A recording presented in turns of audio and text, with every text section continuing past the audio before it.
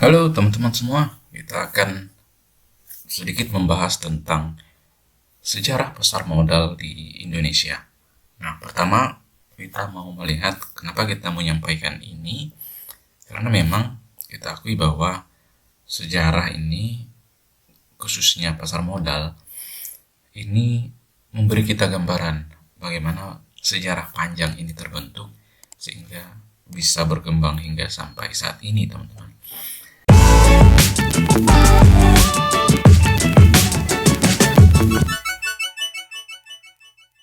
Yang pertama pada tahun 1912, jadi awal mula atau cikal bakal berdirinya.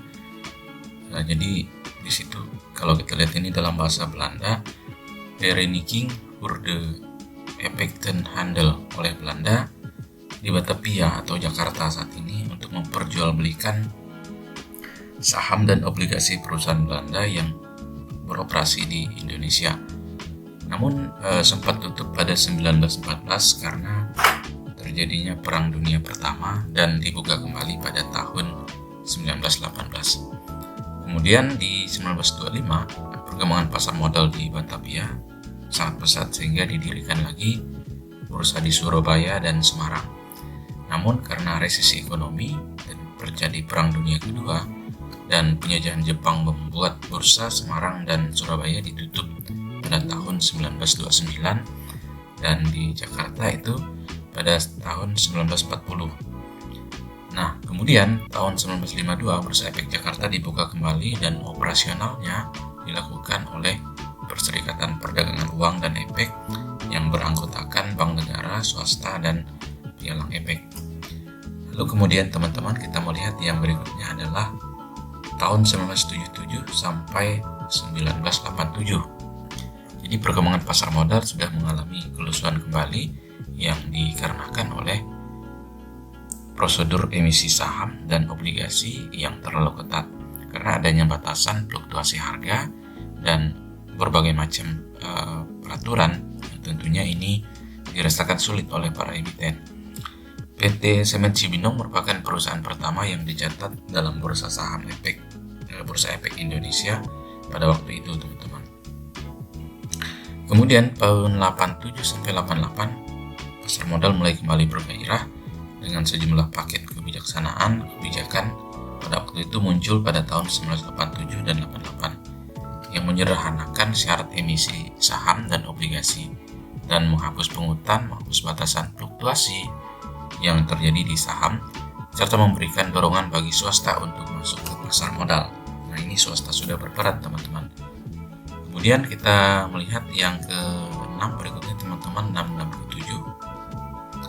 Jadi di tahun 89 dan sampai 92 ada 37 perusahaan yang go public pada tahun 1989. Ini periode di mana berdirinya Bursa Efek Surabaya.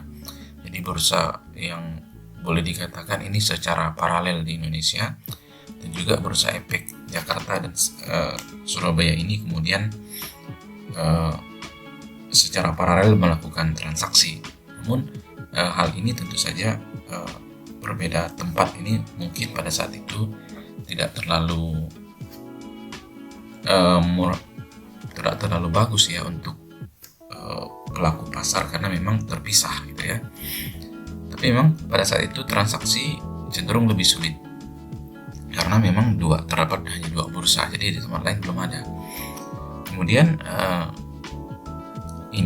berdiri dua bursa ini untuk menggantikan peran Bapepam sebagai pelaksana bursa. Jadi bursa ini adalah sejatinya ini dulu diawasi oleh Bapepam, kemudian dengan adanya Bursa Efek Surabaya dan Jakarta ini maka ini akan menggantikan perannya Bapepam sebagai pengawas pasar modal. Kemudian pada tahun 1995, ini sudah menggunakan sistem JETS di Jakarta Automatic Trading System yang memulai era perdana transaksi secara otomatis tanpa bukti fisik, teman-teman. Jadi Bursa Paralel Indonesia dan Bursa Efek Surabaya sudah melakukan merger dan sudah terjadi penyatuan itu pada tahap ke-7, teman-teman. Kemudian yang ke-8 atau kita boleh dalam fase ini fase yang hampir memasuki kejayaannya, maka kedua bursa yaitu Bursa Efek Surabaya dan Jakarta ini melakukan merger pada akhir 2007 sehingga berganti nama menjadi Bursa Efek Indonesia. Itu masih kategorikan sistem manual, teman-teman. Jadi transaksinya juga katakan sudah masih pakai warkat pada waktu itu, dan memang tidak sehebat sekarang, tidak secanggih sekarang, sudah bisa diakses di smartphone.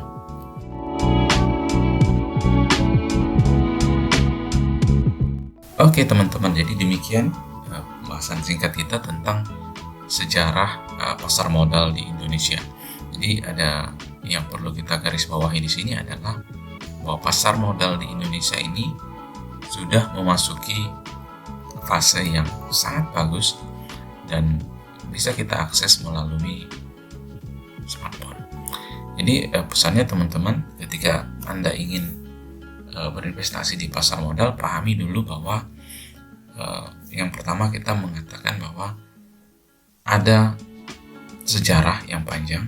Kemudian nanti kita akan sampaikan juga siapa saja pelaku pasar di pasar modal ini. Kemudian kita akan juga melihat apa saja regulasi yang ada di pasar modal dan siapa-siapa penunjang profesi yang menunjang di pasar modal ini. Oke teman-teman, demikian tentang sejarah singkat dari pasar modal Indonesia. Terima kasih atas waktu Anda dan sampai berjumpa pada video berikutnya.